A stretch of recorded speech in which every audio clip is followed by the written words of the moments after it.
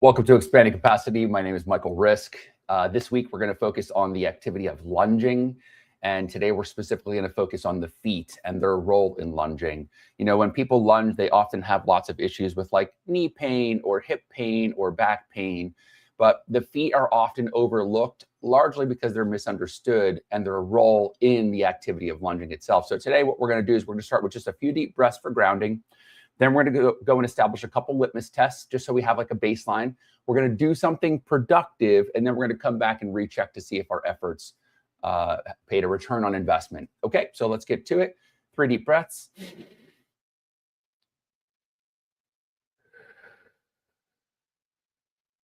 And happy Father's Day to any of the fathers out there who are checking this out.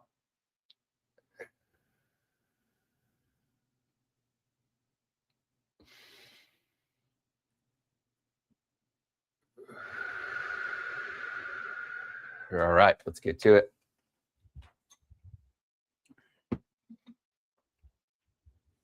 So let's go to a posture scan, feet about hip width apart. And just pay attention to the position of your shoulders. Mine are a bit more on the rounded side, but your options are rounded, neutral, or chest out. Okay, and now what we're gonna do is we're gonna go through a lunging matrix. Okay, so we're gonna lunge in all 3 planes of motion. We move forward to back, side to side, and we rotate. Okay, so if you'd like, if balance is a challenge for you at all, you're welcome to hold on. I actually like to hold on because it gives the more stability that we have, the more mobility. So we're gonna go 5 lunges forward with the left foot. Okay, now I just want you to allow all of the weight to bear to the lunging foot. Okay, and then let's go the other side. Let all the weight bear on the lunging foot. And you just want to get a sense, does one side seem like it absorbs load more effectively? And now we're going to alternate for 10. All right, and for me, I definitely get a better contact or connection to the ground with my left foot lunging. I sprained my right ankle 3 times, so that's part of that. Okay, and now what we're going to do is we're going to go to side lunging. Okay, and so let's go left foot to the left. When you do this, again, just let the hips slide toward the lunging foot. Pay attention to the contact with the ground and the efficiency of the return. Okay, and let's go the other way. All right, and same thing here. I definitely have lower capacity. I can feel the shock in my hips and my low back. Not that it's painful. I just feel it's not as efficient. All right, now we're going to alternate sides. So I'm going to go left to the left, right to the right.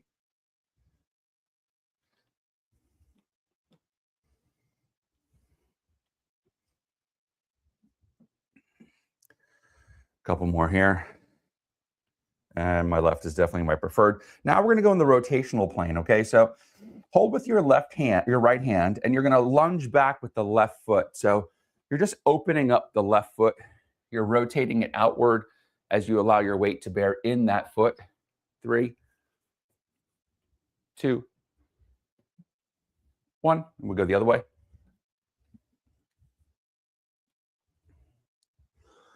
And mine's kind of a clean sweep here. I do not prefer the right on any of these lunges. Let's go one more here. Okay, now let's alternate. You can alternate hands, whichever hand is holding. You allow the lunging leg, that side, that arm to follow with the leg. This will feel a little more fluid for you. You can also still hold on with both hands. You just won't get out as far, and that's fine. A couple more here. Left to the left, right to the right. Okay, so that's our baseline. Now we at least have a starting point, and we can move forward from here. What we're going to want to do is we're going to focus on the forefoot, the forefoot's function during the lunge. Okay, the forefoot is the area just behind the toes, but also includes the toes. All right, so what we're going to do is we're going to start with the forward lunge. Okay, so just like this, right? And you notice the back foot, my toes have to bend on the back foot. Okay, but that all comes down to the capacity of my forefoot on the rear leg side. Okay, so what we're going to do is we're just going to do a few practice reps, and you want to try to get out right to the edge of, now you want to exert some pressure down into the ball of the foot right there. Okay, I'm going to hold this, and then from this position, what I'm going to do is I'm then just going to spin. I'm going to pivot my lead foot just like this. 2, 3, 4, 5. So I'm focused on the back legs function here. 8, 9. Let's go. Hold. Okay, now we're just going to pulse. 9, 8, 7, 6. So this is inviting the weight more toward the big toe side of the back foot. 9, 10. Let's ready. Let's go the other way. Let's go for 10, 9, 8, 7, 6, 5, 4, 3, 2, and 1. Okay, let's give that a break. And now we're going to do the other side. Okay, so 3 practice reps. I'm going to drive pressure down through the back foot's forefoot. Okay, so I'm pushing pressure down through there. And then that's going to start to put the brakes on how far I can lunge out. That's my threshold right there. Okay, that position. All right, so I'm just going to practice that here. Okay, I'm going to hold that. And now what I want to do is I'm going to pivot. You're going to lift the rear foot and pivot at the heel. And what you should feel essentially here is the weight spinning from the outside of the foot to the inside of the foot. Let's go a couple more here. Sorry, I think I got going a little quickly. I'm going to hold that to the outside. Now we're going to pivot. We're going to pulse.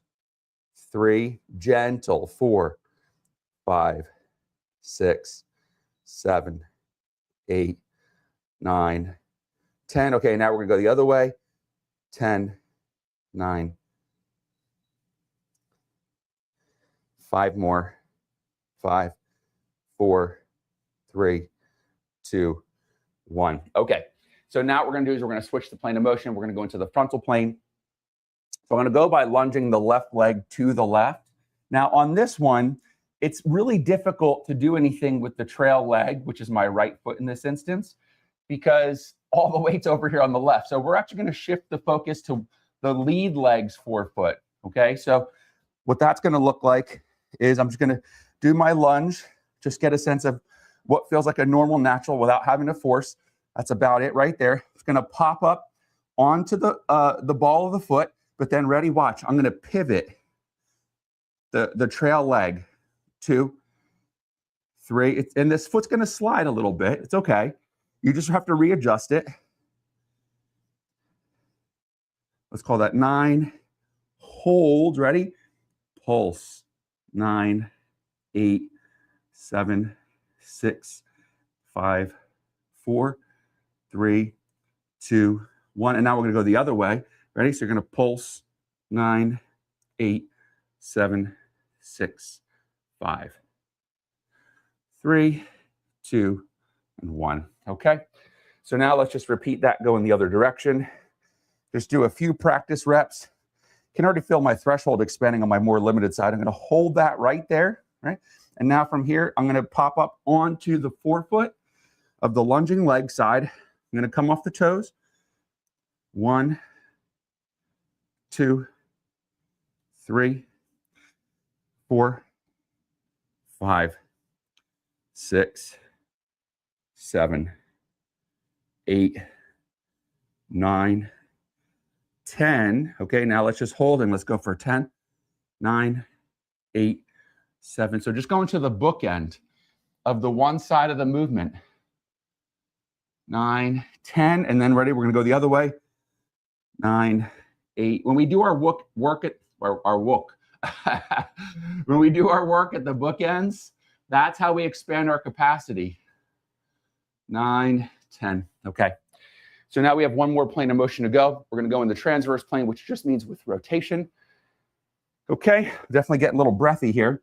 So I'm going to start by lunging my left foot to the left, just for a few practice reps. Okay, and then from here, I'm going to do the same thing, is get onto that lead foot, forefoot. All right, and so again, I'm kind of rotating. This trail leg is pretty straight. I'm going to get the weight onto that foot. And then from here, what I want to do is I'm just going to go 9, 8. So this is a little bit more of a knee driver now. 6, 5. I'm going to try and keep my trail leg foot straight. Doesn't have to be perfect. Hold. Okay, ready? Let's pulse.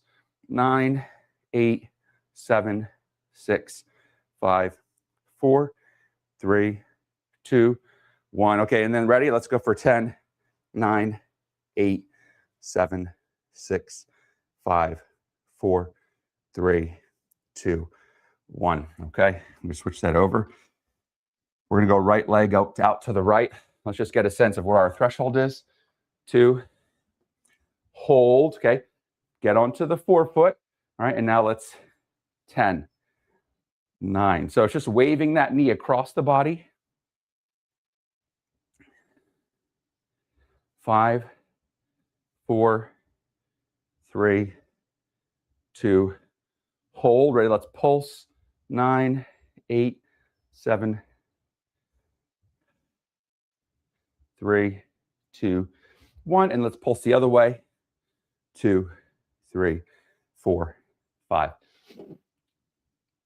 8, 9, and 10. So when we do those pulses, when we go one way, the arch lowers. We're collapsing the arch. And when we go the other way, we're getting the arch to lift. So if you're somebody who has low arches or you have a foot that's pronated, this will be really helpful for you. Of course, just only make sure that you're working to your threshold. Don't force it, because then if you're feeling any stiffness or discomfort, any resistance in the body, just back off. You just want to move just to your edge. And with consistency over time, the edge will expand, okay? Woo! Let's go back through our lunging litmus test, and let's just see if we have better efficiency. So the way you might notice this is it feels like you're naturally doing a longer lunge. Maybe you're naturally going a little deeper. You get a stronger pushback. Any of those would be an indication that this work was productive, right?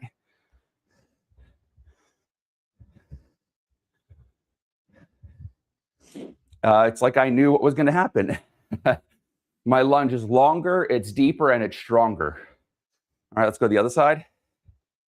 Now, this was my low capacity side, and this feels a lot less, there's a lot less shock, right? So there's a more natural movement.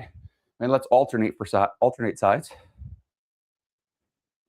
Much better. The right is still not as good as the left, but it's, you have to measure backwards. Where is it relative to where it was? And we got a positive improvement. So, not bad for 5-6 minutes worth of work. All right. And so now let's just switch the plane of motion. So this is definitely, I feel myself dropping deeper. My hips are sliding further out over the lunging foot. Sorry, I feel like I'm moving very fast today. I usually try to go slow so everyone keep up. And same deal here. Definitely more limited than the other side, and also definitely better than where I was. Okay, now I'm just going to alternate sides.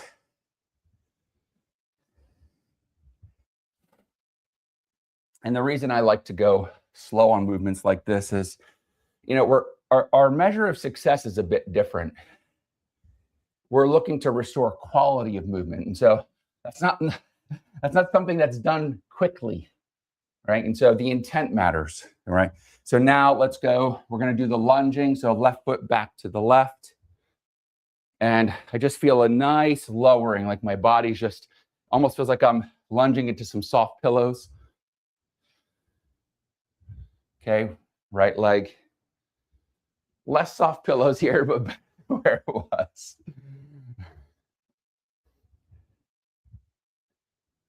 All right, I'm really happy with that. Okay, so let's alternate. 9. My body just cannot slow. It's probably because I just came in from, I had a 90-minute grounding session this morning. I just got off the mat. So my body's kind of all loosened up and ready to go for the day. A couple more here. Okay. All right, there we go. Now let's just finish with our posture scan. So we go eyes closed. And I made a 180 here. I went from my shoulders rounded to very much sticking chest out. And that all came from the work that we're doing through our feet, particularly our forefoot. Okay, so let's keep eyes closed for a moment. 3 breaths.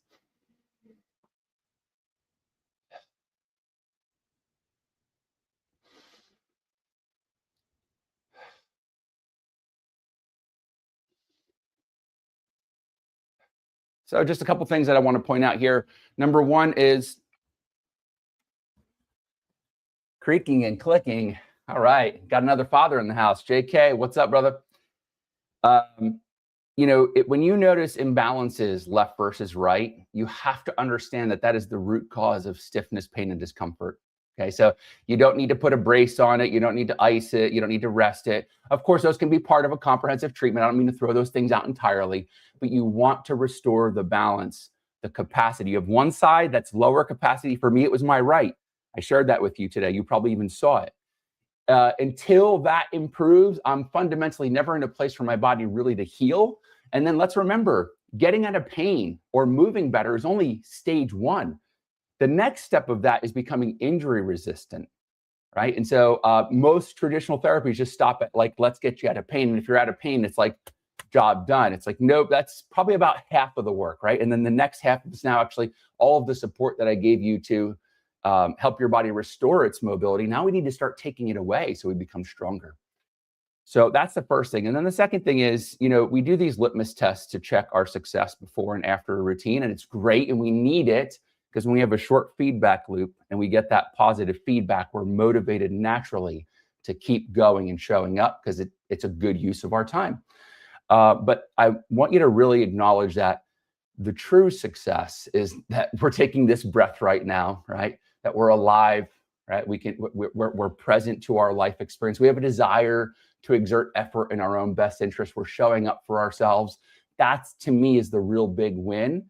And I've just seen so many people displace their happiness or joy by putting it outside of themselves. It's not about the result here. It's the who that did the thing.